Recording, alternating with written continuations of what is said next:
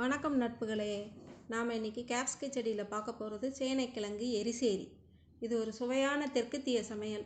கூட்டு குழம்பும் எங்கள் பாட்டி, அதாவது ஆழ்வார் திருநகரி திருநெல்வேலி நாங்குநேரி பக்கம் ரொம்ப ஃபேமஸ். சரி நட்புகளே, எரிசேரி எப்படி செய்ய போகிறதுன்னு பார்க்கலாம். முதல்ல ஒரு இலுப்பச்சட்டி 1/4 டீஸ்பூன் வெந்தயம் போட்டு நல்லா வறுத்துக்கலாம். வெந்தயம் செவக்க வறுத்துக்கணும். அப்புறம் 2 தேக்கரண்டி மிளகு நல்லா வெடிக்கிற வரைக்கும் வறுபடணும். அதுக்கப்புறமா 1 தேக்கரண்டி ஜீரகம் போட்டுக்கணும். ஜீரகம் கருகிறதுக்குள்ளே வறுத்து எடுக்கணும், இல்லைன்னா ஜீரகம் கசந்து போயிடும்.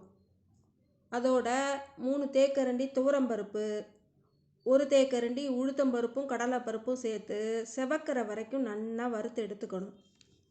இப்போ வானலியில் 6 காஞ்ச மிளகா, கொஞ்சம் எண்ணெய் ஊற்றி நல்லா பொரிச்சு எடுக்கணும். நான் குண்டு மிளகா போட்டிருக்கேன், நீலவத்தல் இருந்தாலும் போட்டுக்கலாம். அப்புறமா 1 தேக்கரண்டி எண்ணெய் ஊற்றி கடுகு தாளிச்சுக்கணும். அதோட 2 கப்பு, அதாவது 1/4 கிலோ அளவு சேனைக்கிழங்கு நறுக்கி வச்சதை போட்டு நல்லா வதக்கணும். இந்த கிழங்கு நாக்கு அரிக்கும்பா, ஆனால் வாங்கி வச்சு ஒரு 10 நாள் நல்லா காய விட்டோம்னா நாக்கு அரிக்காது. நல்லா சுருளை வதக்கினா நாக்கு அரிப்பு வராது. கெட்டியாக கரைச்சி வச்சுட்ட புளிக்கரைசல் இதில் சேர்த்துக்கணும். 50 கிராம் புளி போட்டிருக்கேன். அதை நல்லா ஊற வச்சு கெட்டியாக கரைச்சி வச்சு இதோடு சேர்த்துக்கிறேன்.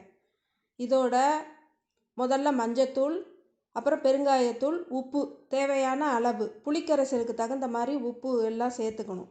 சேர்த்து நல்லா கொதிக்க விடணும்.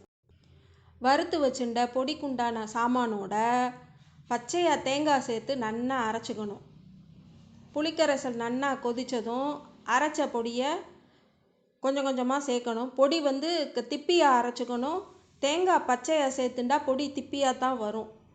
கொஞ்சம் பொடியை மிக்சியில் வச்சுட்டு கொஞ்சம் தண்ணி ஊற்றி இதை இப்போ கெட்டியாக அரைச்சிட்டு அதையும் நல்லா புளிக்கரைசலோடு கொதிக்க விடணும். இப்போது இந்த பொடியை நல்லா போட்டு புளிக்கரைசலை கெட்டிமாக ஆற வரைக்கும் நல்லா கிளறணும். குழம்பு நல்லா கெட்டியாக தான் இருக்கணும். நல்லா கொதிக்கும்போது கொஞ்சம் வெல்லம் சேர்த்துக்கணும். பச்சை கருவேப்பிலையை நல்லா அலம்பிண்டு கிள்ளி போடணும். குழம்பு இப்போது நல்லா எண்ணெய் மிதந்துட்டு வர்றது பாருங்கோ, இதுதான் இறக்குற பக்குவம்.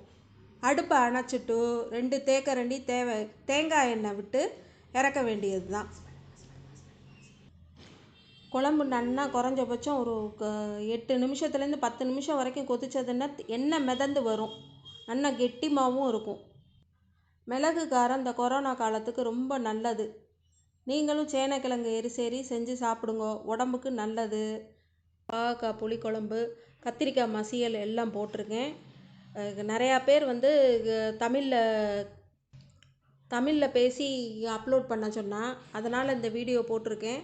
நீங்கள் விரும்பினா இதை நான் கண்டினியூ பண்ணுறேன். இதை செஞ்சு பார்த்துட்டு எப்படி இருக்குன்னு அதை உங்களோட பதிவு பண்ணுங்க கமெண்ட்டில். பிடிச்சிருந்தா சப்ஸ்கிரைப் பண்ணுங்க. வேறு ஏதாவது வேணும்னாலும் கீழே கமெண்ட் பாக்ஸில் கொடுங்க. முடிஞ்ச அளவுக்கு நான் பண்ணி அப்லோட் பண்ண பார்க்குறேன். மிக்க நன்றி நட்புகளே.